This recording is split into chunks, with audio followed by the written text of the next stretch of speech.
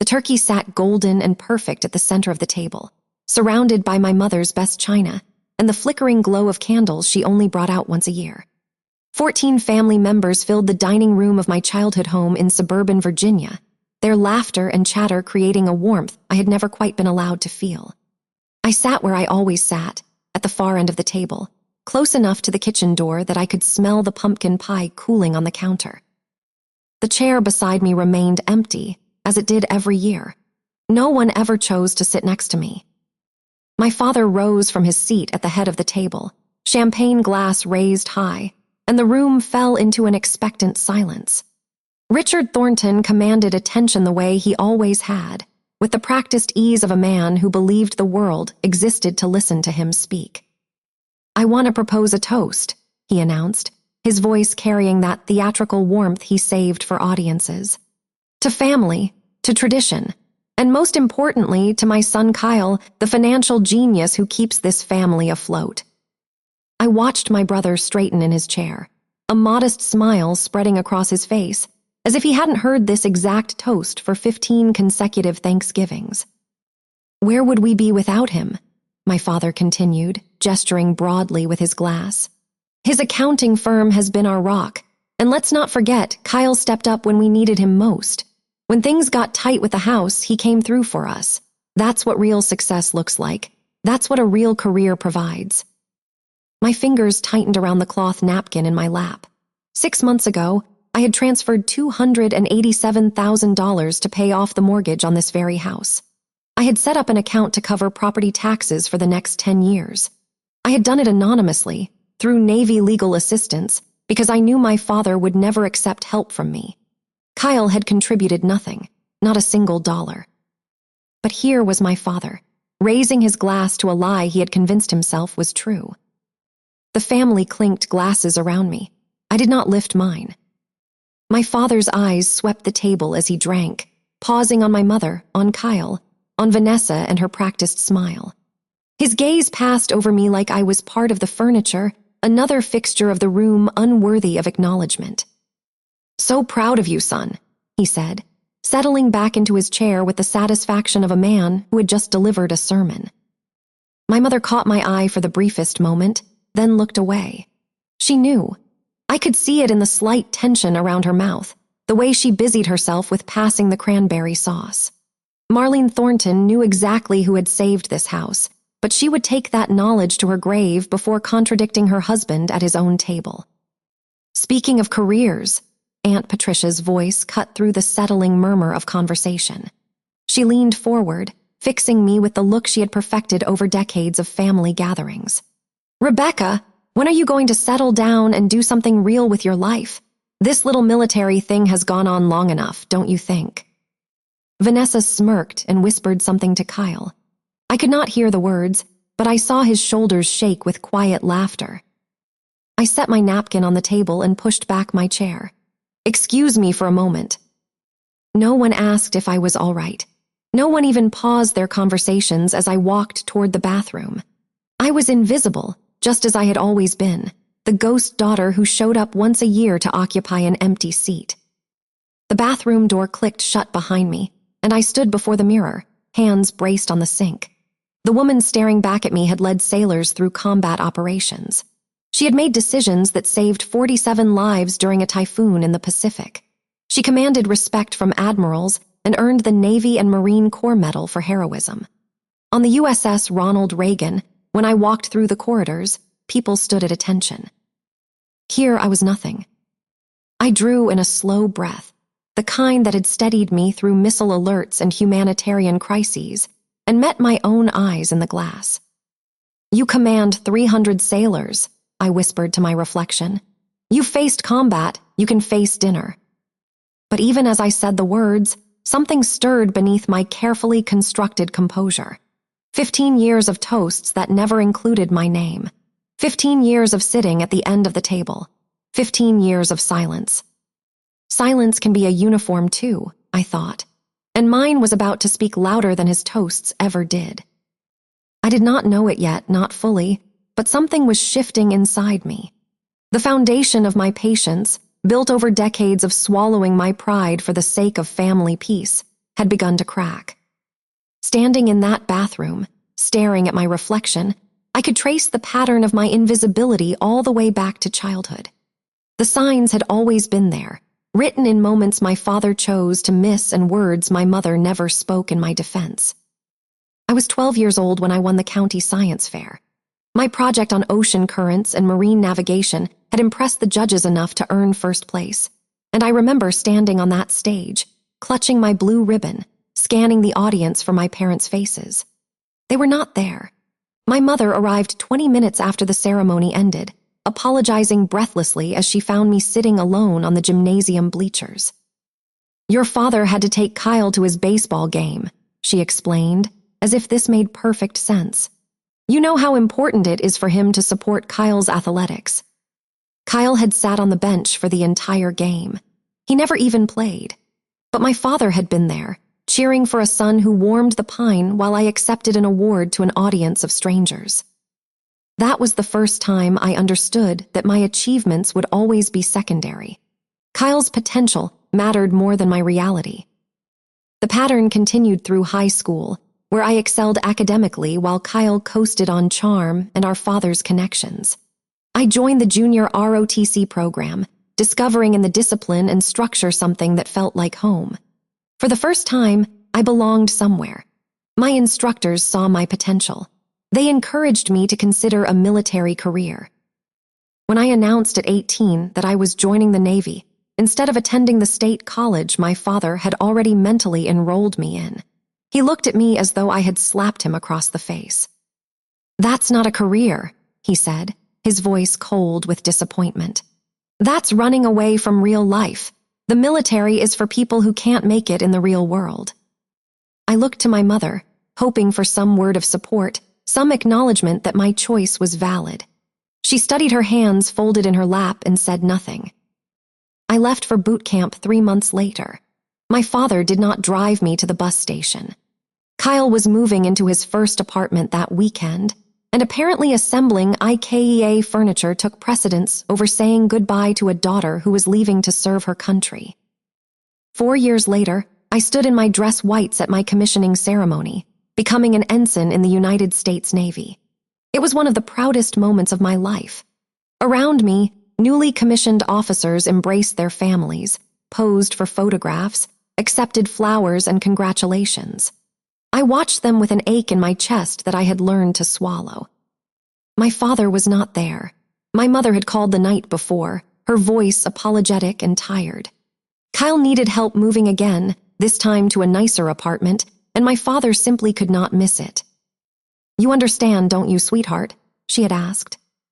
I understood perfectly.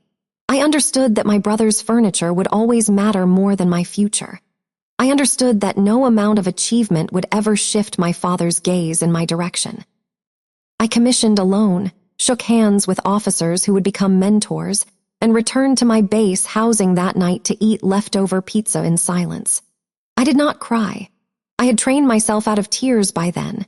Tears were a luxury for people whose families showed up. My first deployment came 2 years later. I was assigned to the USS Nimitz, serving in operations that would take me across the Pacific for 8 months. Before I left, I called home to share my news. "That's nice, honey," my mother said distractedly. I could hear my father in the background, talking loudly about Kyle's engagement party. When I returned from deployment, having served in conditions that tested every limit I possessed, my family's first topic of conversation was Kyle's upcoming wedding. No one asked where I had been. No one asked what I had seen. My father spent the entire dinner discussing seating arrangements and whether Kyle's fiancée's family would be impressed by the venue. I sat quietly and ate my pot roast and wondered if I would ever exist to them as more than an afterthought. The years that followed only deepened the divide. I rose through the ranks, earning promotions through dedication and sacrifice that my family never witnessed. At 30, I became a lieutenant commander and led a humanitarian mission in the Pacific that would earn me the Navy and Marine Corps Medal. A typhoon had devastated coastal communities, and my team worked for 72 hours straight, coordinating rescue operations that saved 47 lives. I held a child in my arms as her mother wept with gratitude. I made decisions under pressure that meant the difference between life and death. My mother's family newsletter that Christmas mentioned Kyle's new office furniture. I stopped sending my promotion announcements after that. What was the point? They arrived in mailboxes that never opened them, carried news that no one wanted to hear. My father still introduced me to family friends as our daughter Rebecca, never mentioning the Navy, never acknowledging that I had built something meaningful with my life.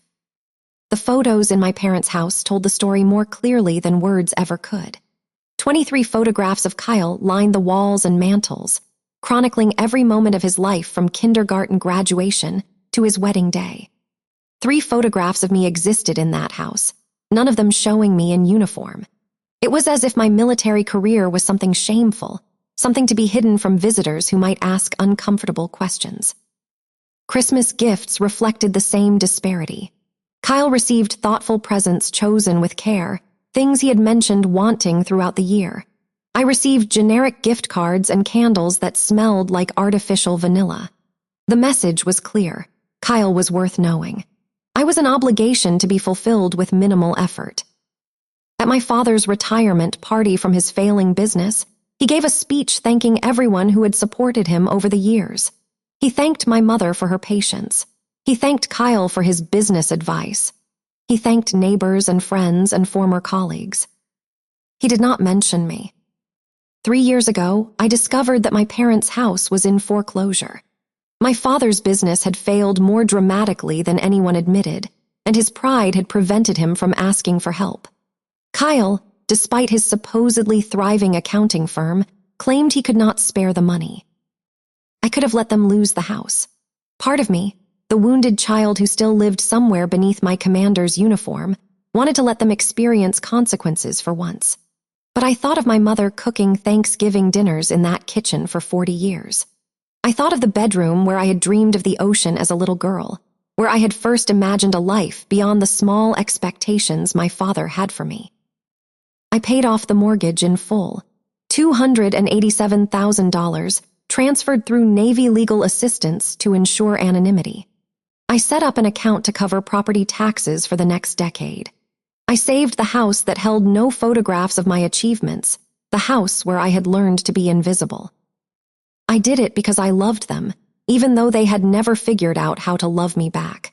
I did it because service means protecting those who cannot protect themselves, even when they do not deserve it. I did it because I am a Thornton, even if my father has never been proud to claim me. Last year, I was promoted to commander. I now serve as executive officer on the USS Ronald Reagan, one of the most powerful aircraft carriers in the world. I am responsible for the welfare and readiness of over 300 sailors. Admirals know my name. My service record is exemplary. My father does not know any of this. I stopped telling him years ago, tired of watching my accomplishments disappear into the void of his disinterest. Tonight, at this Thanksgiving dinner, he raised his glass to the son who had done nothing, while his invisible daughter kept a roof over his head. I looked at myself in the bathroom mirror and saw both women I had become. The commander who had earned her place through sacrifice and service, and the daughter who still showed up year after year, hoping against hope for a recognition that never came. I splashed cold water on my face, dried my hands on the guest towel my mother kept precisely folded for occasions exactly like this, and returned to the dining room. My chair was exactly as I had left it, still isolated at the end of the table, still flanked by that persistent empty seat. I lowered myself into it quietly, hoping to slip back into invisibility without further comment. I should have known better. Kyle leaned back in his chair, wine glass dangling casually from his fingers, and grinned at me with the easy confidence of someone who had never doubted his place in the world. There she is. We were just talking about you, Becca. Were you? I kept my voice neutral, reaching for my water glass. I was telling Vanessa about that time you tried to explain your job to Dad's golf buddies. He chuckled, shaking his head. Remember that? They kept asking if you were a secretary on a boat. Vanessa laughed, her perfectly manicured hand resting on Kyle's arm. That's adorable. So, Rebecca, have you met any nice captains out there on the water? Anyone special? The condescension dripped from her voice like honey laced with poison. I recognized the tone. It was the same one she used when asking about my apartment, my car, my life choices. Everything filtered through the lens of her assumption that I was somehow less than, that my existence was a cautionary tale of what happened to women who made unconventional choices. I work with several captains, I replied evenly. They're my colleagues. But no one special, she pressed, tilting her head with exaggerated concern. It must be so lonely all that time at sea. I don't know how you do it. Before I could respond, my father's voice boomed from the head of the table. She'll figure it out eventually. Playing soldier doesn't pay the bills forever, and it certainly doesn't keep you warm at night. Laughter rippled around the table. Aunt Patricia nodded vigorously, her wine sloshing dangerously close to the rim of her glass. The military is fine for some people, I suppose, but it's not like Kyle's real career. There's no stability in it, no future. What are you going to do when you're too old to play sailor, Rebecca? I felt something shift inside me, a tectonic movement deep beneath the surface of my carefully maintained composure. For years, I had absorbed comments like these, letting them wash over me like waves against the hull of a ship. I had told myself that their ignorance was not worth correcting, that my silence was a form of dignity. But sitting there, listening to my father praise a lie while my aunt questioned the value of my service, something cracked. I thought about Petty Officer Daniels, a young woman who had joined my crew last year. She had come to me in tears one night, confessing that her family had told her the Navy was a waste of time, that she should come home and find a husband. I had sat with her for an hour, sharing my own story, telling her that her service mattered regardless of who understood it. Never let anyone diminish what you've accomplished, I had told her. Your uniform means something. Your sacrifices mean something. Don't let people who have never served tell you otherwise. Those words echoed in my mind now, spoken in my own voice, and I felt the weight of my hypocrisy. How could I counsel young sailors to stand tall when I spent every Thanksgiving shrinking into my chair? What was I teaching them if I could not stand for myself? My phone buzzed softly in my pocket. I pulled it out discreetly, expecting nothing more than a holiday greeting from a colleague. Instead, I found a message from my XO aboard the Reagan, a routine question about scheduling for our return to port. Mundane, ordinary, the kind of message I received dozens of times each week. But beneath his question, I saw my official email signature. Commander Rebecca Thornton, Executive Officer, USS Ronald Reagan. The words stared back at me, black text on a white screen, as real and solid as anything in this room full of people who refused to see me. I existed. My career was real. My service mattered. The realization settled over me with the weight of anchor chain, heavy and grounding. For 15 years, I had protected this family from the truth of who I had become, hiding my light under the basket of their expectations, because some part of me believed that their love was conditional on my remaining small. But I had paid off their house. I had saved them from foreclosure, and my father had just raised his glass to the wrong child. Before I could overthink it, I opened a new message and typed quickly, my heart pounding against my ribs. Admiral Hendricks, I know this is unusual, sir. I need a favor. I need documentation. Admiral James Hendricks had been my commanding officer years ago. Before his own promotion elevated him to heights I could only aspire to reach. He had always believed in me, always pushed me to be better, and he had witnessed firsthand the way my family dismissed my achievements. He had been there the Christmas I received news of my father's retirement party speech, the one that had not mentioned my name. I stared at my phone, waiting, my thumb hovering over the screen. Around me, the conversation continued, Kyle describing some minor triumph at his accounting firm while my father nodded with exaggerated approval. My phone buzzed. Thornton, I've been waiting years for you to ask. Consider it done. Happy Thanksgiving, Commander. My breath caught in my throat. I read the message twice, 3 times, letting the words sink into the cracks that had formed in my resolve. Admiral Hendricks did not ask questions. He did not hesitate. He had been waiting all this time for me to finally stop hiding. I set my phone face down on the table and looked up. My father was laughing at something Kyle had said, his hand clapping my brother's shoulder with paternal pride. My mother was clearing dishes, her eyes carefully averted from mine. Vanessa was whispering to Aunt Patricia, probably something cutting about my outfit or my hair or my persistent failure to produce grandchildren. None of them knew what I had just set in motion. None of them suspected that the daughter they had overlooked for decades was about to stop being invisible. I picked up my fork and took a bite of turkey, chewing slowly, letting the familiar taste of my mother's cooking ground me in the present moment. My hands were steady. My breathing was calm. 16 years of Navy training had taught me to remain composed in crisis, and this was no different. The storm was coming. I had just signaled its arrival. All I had to do now was wait. I returned to the table with something different in my posture. I could not name it exactly, but I felt it settle into my spine like ballast, steadying me against the familiar currents of dismissal and disregard. For the first time all evening, I sat fully upright in my chair, shoulders back, chin level. It was the posture I maintained on the bridge of an aircraft carrier, the stance of a woman accustomed to command. My father did not notice. He rarely noticed anything about me, but my mother glanced in my direction, a flicker of something uncertain crossing her face before she looked away. Kyle was still holding court, describing a client he had recently acquired, as if landing a small business account was equivalent to negotiating an international treaty. I listened with new ears, hearing the gaps in his story, the inflated numbers, the careful omissions that transformed modest success into something grander. "That sounds impressive, Kyle," I said, my voice calm and measured. "What's the annual revenue of that client?" He blinked, caught off guard by my engagement. I rarely asked questions at family gatherings. I rarely spoke at all unless directly addressed. "Well, it varies," he hedged. "Depends on the quarter." "Ballpark figure," I pressed. 7 figures, 8. Vanessa's eyes narrowed.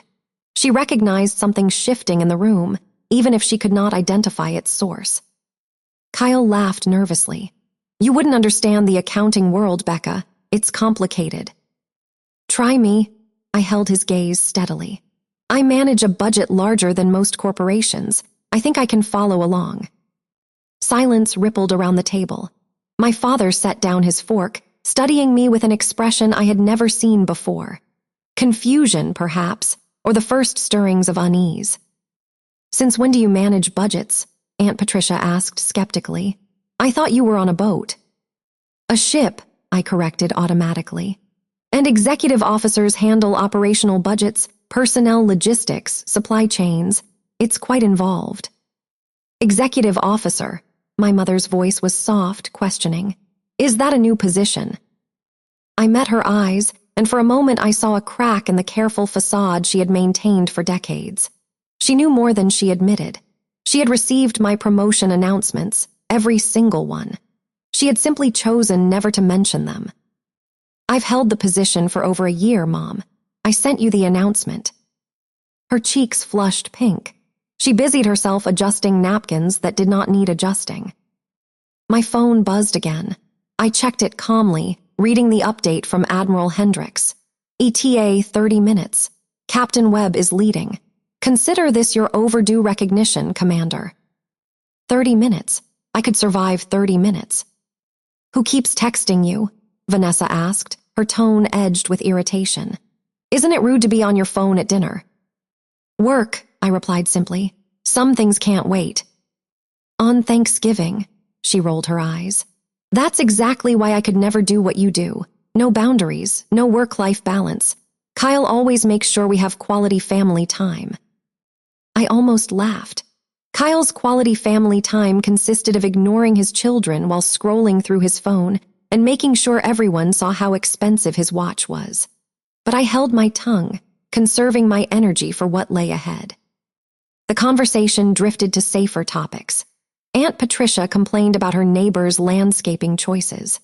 My cousin's children grew restless and were excused to play in the living room. My mother brought out coffee and the first slices of pie, and for a few minutes, the evening felt almost normal. Then headlights swept across the front window. It was an unusual occurrence on our quiet suburban street, especially at this hour on Thanksgiving evening. Most families were settled into their own celebrations, not driving past in what appeared to be multiple vehicles moving in formation. My father frowned, craning his neck toward the window. Who the hell is driving around now? The headlights stopped. Through the sheer curtains, I could see the silhouettes of two large vehicles parked in our driveway. SUVs, black and official-looking, their engines idling with a low rumble that I recognized from countless base arrivals. "Are we expecting anyone?" my mother asked, rising from her chair with concern. "Probably just someone turning around," Kyle offered dismissively. "You know how people get lost looking for the Petersons' house." But the engines did not restart. Instead, I heard car doors opening and closing. Multiple doors. The sound of footsteps on the driveway, measured and precise. My heart began to beat faster, though I kept my face carefully neutral. This was it. Whatever came next, there would be no going back. The doorbell rang, its chime cutting through the quiet tension that had settled over the dining room. "Who could that be?" my father demanded, pushing back from the table with obvious irritation. "We're in the middle of dinner." "I'll get it." The words left my mouth before I could reconsider. I rose from my chair, smoothing the front of my sweater, feeling the weight of every gaze in the room settle on my back as I walked toward the front door. "You don't have to do that," my mother called after me. "Your father can." "I've got it, Mom."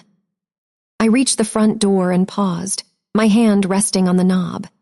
Through the frosted glass panel, I could see shapes standing at attention on the front porch, their outlines crisp and formal against the glow of the porch light. Silence can be a uniform too, I thought, and mine was about to speak louder than his toasts ever did. I opened the door. 3 Navy officers stood before me in full dress whites, their uniforms immaculate despite the crisp November air. Gold buttons caught the light. Medals gleamed on their chests. They stood in formation, spines straight, shoulders squared, exactly as I had stood thousands of times throughout my career. Captain Marcus Webb led the group, a folder tucked under his arm bearing the official seal of the United States Navy. Beside him stood Commander Jennifer Santos, a woman I had served with during my Pacific deployment, and Lieutenant David Park, young but composed, representing the next generation of officers we were training to lead. Captain Webb's hand snapped up in a sharp salute. "Good evening, Commander Thornton." Commander Santos and Lieutenant Park followed suit, their movements synchronized with military precision. I returned the salute, muscle memory taking over even as my heart hammered against my ribs. "Good evening, Captain, Commander, Lieutenant." Behind me I heard movement, footsteps approaching, my father's voice confused and demanding. "Rebecca, who are these people? What's going on?" I stepped aside, allowing the officers to enter my childhood home. They moved with purpose, their dress shoes clicking against the hardwood floor that my mother polished every week. The foyer suddenly felt smaller, crowded with the presence of people who commanded respect simply by existing. Captain Webb extended his hand to me. "Commander, the Admiral sends his personal regards. He wanted us to deliver these documents in person." I accepted the folder, feeling its weight in my hands. Inside, I knew, was everything.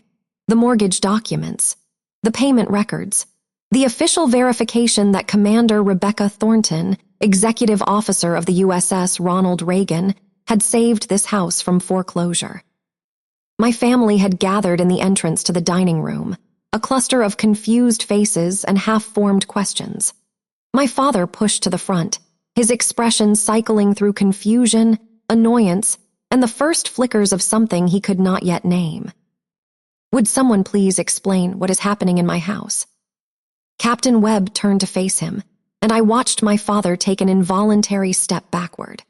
There was something about a senior Navy officer in full dress whites that commanded attention, that demanded respect, even from men who had spent their lives believing they were the most important person in any room. "Mr. Thornton," Captain Webb said, his voice carrying the formal weight of official business. "We're here on behalf of the United States Navy." The silence that followed was absolute. Behind my father, I saw Kyle's mouth fall open. Aunt Patricia's champagne glass tilted dangerously, red wine beginning to spill onto the white tablecloth without her notice. My mother's hands rose to cover her mouth, her eyes filling with tears she could not explain. And in the driveway, I noticed neighbors beginning to emerge from their homes, drawn by the sight of black government SUVs and naval officers in dress whites. Word would spread quickly. By morning, the entire street would know that something extraordinary had happened at the Thornton house on Thanksgiving evening. I stood perfectly still, the folder in my hands, and waited for the truth to finally be spoken aloud. Captain Webb opened the folder he had handed me, revealing a stack of documents bearing official Navy seals and notarized signatures. The paperwork was meticulous, exactly what I would have expected from Admiral Hendricks. He had always been thorough, always understood that details mattered. "Mr. Thornton," Captain Webb continued, his voice projecting clearly so that every person in the room could hear. "6 months ago, this residence was facing foreclosure proceedings. The bank had initiated final notices, and the property was scheduled for auction within 90 days. My father's face drained of color. This was not public knowledge. He had hidden the foreclosure from extended family, from neighbors, from anyone whose opinion he valued. The shame of financial failure was something Richard Thornton would carry to his grave before admitting aloud. "I don't know what you're talking about," he said, but his voice lacked its usual conviction. "There was no foreclosure. Kyle helped us with some financial restructuring, that's all." Captain Webb did not react to the lie. He simply continued, his tone professional and measured. "According to Navy legal assistance records, the full outstanding mortgage balance of $287,000 was paid in a single transaction on May 15th of this year. Additionally, a trust account was established to cover property taxes for the next 10 years, ensuring the long-term security of this residence." He paused, allowing the information to settle over the room like a heavy blanket. "Those payments were authorized and funded by Commander Rebecca Thornton, United States Navy." The words hung in the air. I watched them land on each face in turn. Kyle's mouth moved, but no sound emerged. Vanessa gripped his arm, her perfectly composed expression cracking for the first time all evening. Aunt Patricia finally noticed the wine spilling down her wrist and set her glass down with trembling hands. My mother made a small sound, something between a gasp and a sob. Her eyes found mine across the room, and I saw decades of unspoken apologies swimming in their depths. But it was my father I watched most closely. His expression cycled through disbelief, confusion, and something that looked almost like fear. The narrative he had constructed, the story he had told himself and everyone else about Kyle's financial genius saving the family, was crumbling in real time. "That's impossible," he said finally. "Rebecca doesn't have that kind of money. She's just a—" He stopped himself, but the unfinished sentence echoed louder than anything he could have said. "She's just a what? Just a sailor, just a daughter, just a disappointment." Commander Santos stepped forward, her medals catching the light from the chandelier my mother had inherited from her grandmother. "Mr. Thornton, with your permission, I'd like to share some information about your daughter's service record." She did not wait for his permission. This was not a request. "Commander Rebecca Thornton has served in the United States Navy for 16 years. She commissioned as an ensign after graduating with honors from Officer Candidate School. She has been deployed to 3 combat zones and participated in 17 humanitarian operations across the Pacific Theater." Commander Santos pulled a separate document from inside her uniform jacket. "In 2019, Commander Thornton led emergency relief operations during Typhoon Maysak in the Philippine Sea. Under her direct command, naval personnel rescued 47 civilians from flooded coastal villages. Her leadership and quick decision-making under extreme conditions saved lives that would otherwise have been lost." I remembered those 72 hours with perfect clarity. The rain that never stopped. The radio calls from desperate families trapped on rooftops. The moment I held a 4-year-old girl in my arms and promised her mother we would get them to safety. I had not slept for 3 days. I had made decisions that still visited me in dreams, both the successes and the moments that haunted me. For her actions during Typhoon Maysak, Commander Santos continued, Commander Thornton was awarded the Navy and Marine Corps Medal for heroism. This is one of the highest non-combat decorations a naval officer can receive. She held up the citation, and I saw the official language describing my service in terms that still made me uncomfortable. Exceptional bravery, distinguished leadership, unwavering commitment to the safety of others. These were words that belonged in history books, not attached to my name. Commander Thornton currently serves as executive officer aboard the USS Ronald Reagan, one of the most advanced nuclear-powered aircraft carriers in the United States fleet. Commander Santos turned to address the room at large. She is responsible for the operational readiness and welfare of over 300 sailors. She is one of the finest officers I have ever had the privilege of serving with. The silence that followed was different from before. It was not the shocked silence of disbelief, but the heavy silence of recalculation. Every person in that room was reassessing everything they thought they knew about me. Lieutenant Park stepped forward and handed Captain Webb another document. Sir. Captain Webb accepted it with a nod. Commander Thornton's service record also includes 2 letters of commendation from fleet admirals, successful completion of advanced warfare training, and selection for the Navy's prestigious Leadership Development Program. She has mentored dozens of junior officers and sailors, many of whom have gone on to distinguished careers of their own. He looked directly at my father. Your daughter, Mr. Thornton, is not playing soldier. She is a highly decorated officer who has dedicated her life to protecting this country and its citizens. The United States Navy is proud to count her among our ranks. I felt the weight of those words settle into my chest.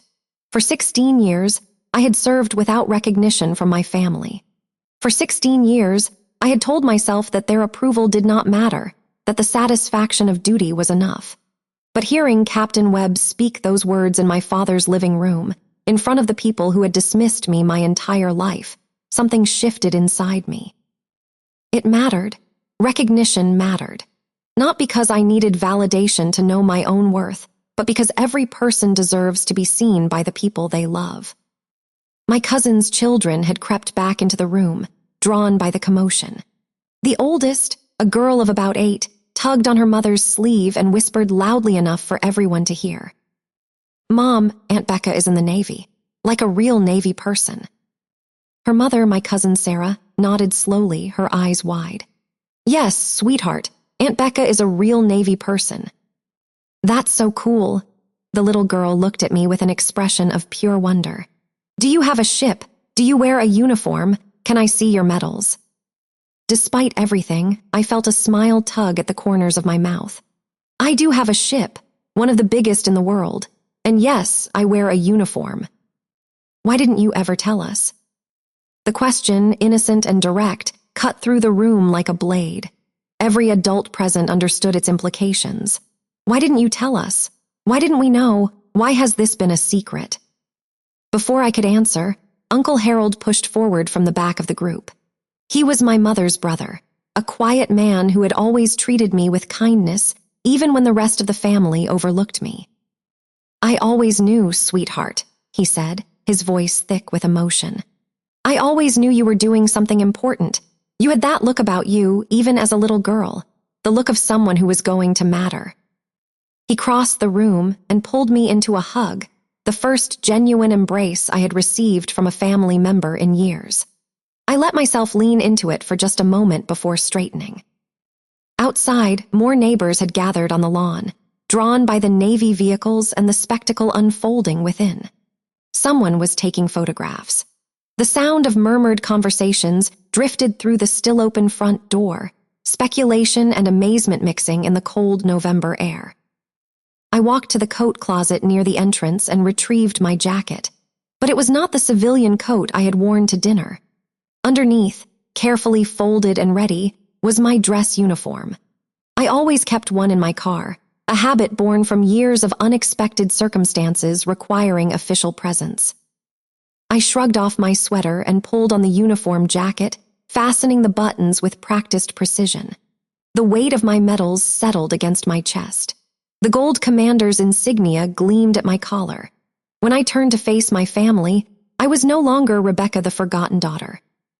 I was Commander Rebecca Thornton, United States Navy. Captain Webb, Commander Santos, and Lieutenant Park straightened to attention. Their salutes were crisp and synchronized, the kind of military precision that cannot be faked or imitated. "Commander on deck," Captain Webb announced, his voice ringing through the house. I returned their salutes, feeling the familiar stretch of muscle memory, the pride that never faded no matter how many times I performed this simple gesture of respect. When I lowered my hand, I turned to face my father. He stood frozen in the entrance to the dining room, his champagne glass still clutched in white-knuckled fingers. His face had gone through so many expressions in the past few minutes that it seemed to have lost all definition, settling into something blank and bewildered. The glass slipped from his hand. It fell in what seemed like slow motion, tumbling end over end until it shattered against the hardwood floor. Champagne splashed across his shoes, soaking into the carpet my mother would later spend hours trying to clean. He did not seem to notice. He could not tear his eyes away from me. For the first time in 15 years of Thanksgiving dinners, Richard Thornton had nothing to say. The silence stretched between us, father and daughter, separated by a lifetime of words never spoken and recognition never given. Glass shards glittered on the hardwood floor around his feet, and still he did not move. Finally, his mouth opened. "That's not possible." The words came out hoarse, stripped of the commanding authority he usually wielded like a weapon. He looked at the officers flanking me, then back at my uniform, then at the documents Captain Webb still held, as if searching for evidence of an elaborate hoax. "This is some kind of mistake," he continued, his voice gaining strength as denial took hold. "Rebecca can't be," she never said. "She's just." "Just what, Dad?" I asked quietly. He faltered, unable to complete the sentence he had started so many times before. Just a disappointment, just a failure, just the child who was never quite good enough. "Why didn't you tell me?" The question burst from him with something that sounded almost like accusation. "All these years, you never said anything. You let me think. Would you have listened?" The question stopped him cold. I watched him search for an answer, watched him try to construct a reality in which he had been a supportive father who would have celebrated my achievements if only he had known about them. Captain Webb cleared his throat. "Mr. Thornton, if I may." His voice carried the cool professionalism of someone who had seen situations like this before. "Our records indicate that Commander Thornton's promotion announcements were sent to this address on multiple occasions. Her commissioning ceremony, her first deployment, her citations for meritorious service. All documented, all delivered." He paused, letting the implications settle. "Our records also show that you have never attended a single one of Commander Thornton's ceremonies. Not her commissioning, not her promotions, not even the ceremony where she received the Navy and Marine Corps Medal for saving 47 civilian lives." My father's face went from pale to red, the flush of shame creeping up from his collar. He opened his mouth to defend himself, but no words came out. "I always knew she had it in her," he finally managed, attempting to salvage some dignity from the wreckage of his narrative. "I always believed in Rebecca, I expressed it differently." "No." The word came out of me clear and calm, without anger or bitterness, just truth. "You didn't believe in me, Dad. You dismissed everything I ever accomplished. You called my career a hobby. You told me I was running away from real life. You praised Kyle for saving this house when he never contributed a single dollar." I stepped closer to him, close enough to see the broken capillaries around his nose and the fear swimming in his eyes. "I sent Mom my promotion announcements every single time. I sent invitations to every ceremony. I left voicemails about my deployments, my awards, my service. You never responded, not once." "Marlene," My father turned to my mother, seeking support, seeking someone to share the blame. You never told me any of this. My mother stood by the dining room table, her hands pressed against her mouth, tears streaming freely down her cheeks. She looked at me, then at my father, and I saw the weight of decades pressing down on her shoulders. I told you, Richard, she whispered. I showed you the letters. Every time something came, I put it on your desk. You said you'd look at it later. You always said later. The revelation landed like a blow. My father staggered slightly, reaching for the doorframe to steady himself. I don't remember. You didn't want to remember, I said. It was easier to pretend I didn't exist than to admit you were wrong about me. Kyle pushed forward, his face a mask of confusion and something that looked almost like relief. The burden of being the favored child, I realized, came with its own weight. He had spent his life trying to live up to expectations built on my father's desperate need to believe in him. Dad, you said I helped with the house. Kyle's voice was strained. You told everyone at the company party that I restructured the family finances. You made it sound like I thought you did. My father whirled on him, grasping for anyone else to blame. You said you were handling things. You said you had it under control. I said I would look into options. Kyle ran a hand through his hair, the gesture of a man watching his carefully constructed image crumble. I never said I paid anything. I couldn't afford it, Dad. The firm isn't doing as well as you think. I've been struggling for years. The admission seemed to cost him something. Vanessa grabbed his arm, her expression cycling between shock and calculation as she reassessed her husband's actual value.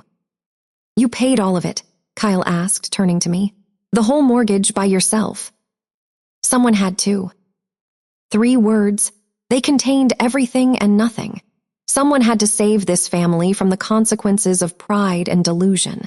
Someone had to do the work while others took the credit. Someone had to be invisible so that others could shine. Kyle sat down heavily in the nearest chair, staring at the floor. For the first time in my memory, he did not look like the golden child. He looked tired. He looked small. Vanessa, ever the opportunist, attempted to recover the situation. She stepped forward with a bright smile that did not reach her eyes. Well, isn't this wonderful news? A commander in the family. We should celebrate. This is so exciting for everyone. Commander Santos turned to look at her with the same expression I had seen her use on subordinates who had disappointed her. Commander Thornton has saved more than just this house, ma'am. She has saved lives. She has served her country with distinction for 16 years while her family, by all accounts, dismissed her contributions entirely. Vanessa's smile faltered. I didn't mean. I'm sure you didn't. The words hung in the air, sharp and final. Vanessa retreated to Kyle's side, her social armor cracked beyond repair.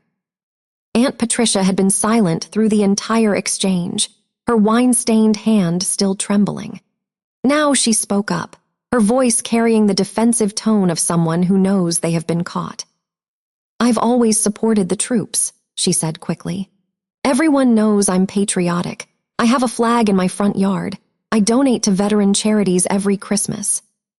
I turned to face her, and something in my expression made her take a step backward. Aunt Patricia, when I was 16 years old, you told me that the military was for people who couldn't do anything else. You said it was a dead end for people without talent or ambition. I kept my voice level, stating facts rather than accusations. I command an aircraft carrier crew. I'm responsible for 300 sailors and a nuclear-powered warship. What do you command? She had no answer. Her mouth opened and closed silently, like a fish pulled from water. I didn't do this for gratitude. I addressed the room now, speaking to every face that had ever looked past me, every voice that had ever dismissed me. I paid off this house because I love this family, even though this family never figured out how to love me back. I straightened my uniform jacket, feeling the familiar weight of responsibility settle over my shoulders. But I'm done being invisible at my own table. I'm done being the daughter who doesn't count, the career that doesn't matter, the success that nobody celebrates. My father made a sound, something between protest and plea. He stepped forward, arms reaching toward me in an embrace I had stopped hoping for years ago. "Rebecca, sweetheart, I'm so proud of you. I've always been proud. Please let me." I stepped back, out of his reach. "You don't get to be proud of me now, Dad. That seat has been empty for 15 years. You don't get to claim it just because other people are watching." His arms fell to his sides. The fight drained out of him, leaving behind a man I barely recognized. He looked old suddenly, diminished in a way I had never seen before. "I am Commander Rebecca Thornton, United States Navy. I've earned my place through sacrifice and service that you never bothered to witness. I've earned every medal on this uniform while you toasted my brother for achievements he never accomplished." I paused, letting the words find their mark. "Silence can be a uniform too, Dad, and mine just spoke louder than 15 years of your toasts." Captain Webb stepped forward, breaking the heavy silence that had settled over the room. "Commander, your presence is requested back at base. Admiral Hendricks sends his personal regards and asks that you join him for the officers' dinner this evening." I nodded, grateful for the formal excuse to leave. The adrenaline that had carried me through the revelation was beginning to fade, replaced by a bone-deep weariness that had nothing to do with physical exhaustion. I had said what needed to be said. Now I needed to leave before the complicated emotions threatening to surface could break through my composure. I retrieved my commander's cover from where I had placed it on the coat rack and settled it on my head, adjusting it by feel until it sat perfectly aligned. The small ritual grounded me, connecting me to the countless times I had prepared to face challenges far greater than a family dinner. "I'll walk you out," Captain Webb said, and I understood that he was offering more than escort duty. He was giving me an honor guard, a visible symbol of the respect I had earned, something my family could witness as I departed. I turned toward the door, but my mother's voice stopped me. "Rebecca, wait, please." She had moved away from the dining room table, her tear-streaked face a map of regret and sorrow. She looked smaller than I remembered, diminished by the weight of all the words she had never spoken in my defense. "I'm sorry," she said, the words barely above a whisper. I should have done more, said more. I knew what your father was doing and I just..." She trailed off, unable to finish the sentence. I looked at her for a long moment, seeing not the enabler who had allowed my erasure, but the woman who had cooked my favorite meals before deployments and sent care packages that always included homemade cookies. The woman who had failed me in fundamental ways, but had also loved me in the limited way she knew how. "I know, Mom." It was not forgiveness, not yet, but it was acknowledgement, and for now, that would have to be enough. The family parted as I walked toward the front door, creating a path where there had never been space for me before. My cousin's children watched with wide eyes, and the little girl who had asked about my ship gave me a small wave. I smiled at her, hoping that she would grow up in a world where her achievements would be celebrated regardless of who she was or what path she chose. Uncle Harold caught my arm gently as I passed. "You call me if you need anything, sweetheart. Anything at all, I mean it." "Thank you, Uncle Harold." I squeezed his hand briefly before continuing toward the door. Outside, the November air hit my face with a sharpness that felt cleansing after the suffocating atmosphere inside. Neighbors still lingered on their porches and lawns, drawn by the spectacle of Navy vehicles and officers in dress whites. As I emerged from the house, a smattering of applause broke out from across the street. Mrs. Patterson, who had lived next door since before I was born, called out from her porch. "We always knew you'd do something special, Rebecca. Your parents must be so proud." The irony was not lost on me, but I simply nodded in acknowledgement and continued toward the waiting SUV. Commander Santos and Lieutenant Park fell into step behind me, maintaining proper formation. My father's voice reached me just as I was about to open the vehicle door. "Rebecca, wait." I turned to see him standing in the doorway, framed by the warm light spilling from inside. The champagne stain on his shirt had spread, a dark blotch over his heart. He looked broken in a way I had never seen, the proud patriarch reduced to a man confronting the consequences of his own blindness. "Will you come back?" His voice cracked on the question, For Christmas. I considered the question carefully, giving it the weight it deserved. Part of me wanted to say yes, wanted to believe that this moment could be a turning point, that acknowledgement could become acceptance, could become love. But I had spent too many years hoping for changes that never came. "I'll be at sea," I said finally, "where I'm needed." He nodded slowly, as if he had expected this answer. "I didn't know, Rebecca. I swear I didn't know." "You didn't want to know, Dad. There's a difference." I held his gaze, not with anger, but with a clarity that had taken me years to achieve. "Every letter Mom put on your desk, every invitation you ignored, every voicemail you deleted without listening. You chose not to know. That was your decision, and you made it over and over again for 16 years. He opened his mouth, but I continued before he could speak. "I'll always be your daughter. Nothing changes that. But I stopped being your little girl the day I took my oath to serve this country. You just never noticed." The words hung in the cold air between us, final and irrevocable.